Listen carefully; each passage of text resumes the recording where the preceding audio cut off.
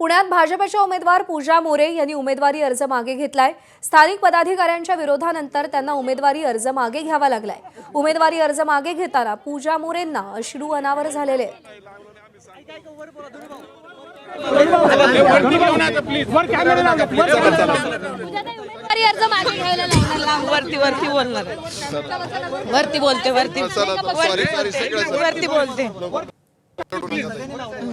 सगळ्यांना लावलं तर आपण ऐकलं पाहिजे ना।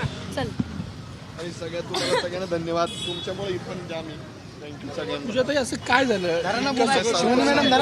तुमचा अर्ज वाढायचं नाही फक्त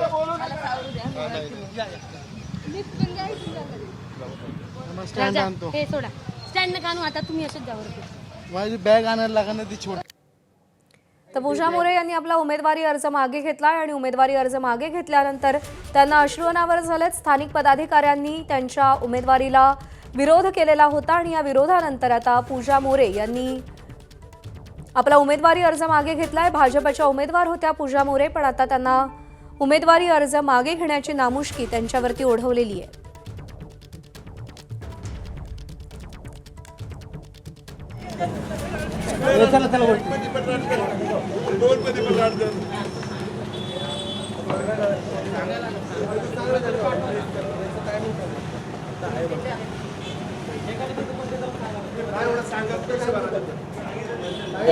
आउटपुट तुमच्या राजा माझ्यावर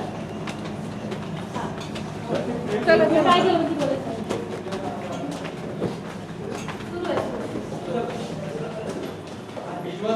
तर पूजा मोरे आता अर्ज माघारी घेतल्यानंतर काय प्रतिक्रिया देतात याकडे देखील लक्ष असेल।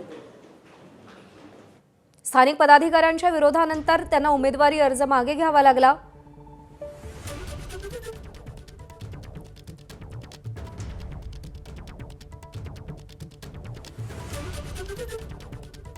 त्यांच्या विचारांचं परिवर्तन झालंय अशी प्रतिक्रिया काही वेळापूर्वी भाजपचे माध्यम प्रमुख नवनाथ बन यांनी दिलेली होती।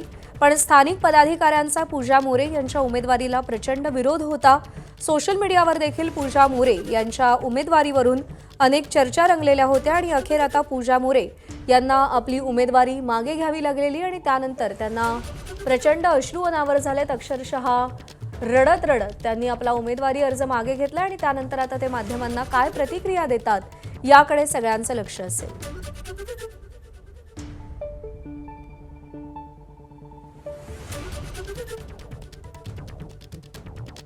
स्थानिक पदाधिकाऱ्यांच्या विरोधानंतर पूजा मोरे यांनी आपला उमेदवारी अर्ज मागे घेतलेला आहे आणि त्यानंतर पूजा मोरे यांना अक्षरशः आपले अश्रू अनावर झालेले आहेत। पुण्यातून पूजा मोरे यांना भाजपकडून उमेदवारी देण्यात आलेली होती, पण स्थानिक पदाधिकारी मात्र पूजा मोरे यांच्या उमेदवारीवरती नाराज होते आणि त्यामुळे आता पूजा मोरे यांना उमेदवारी अर्ज मागे घ्यावा लागला।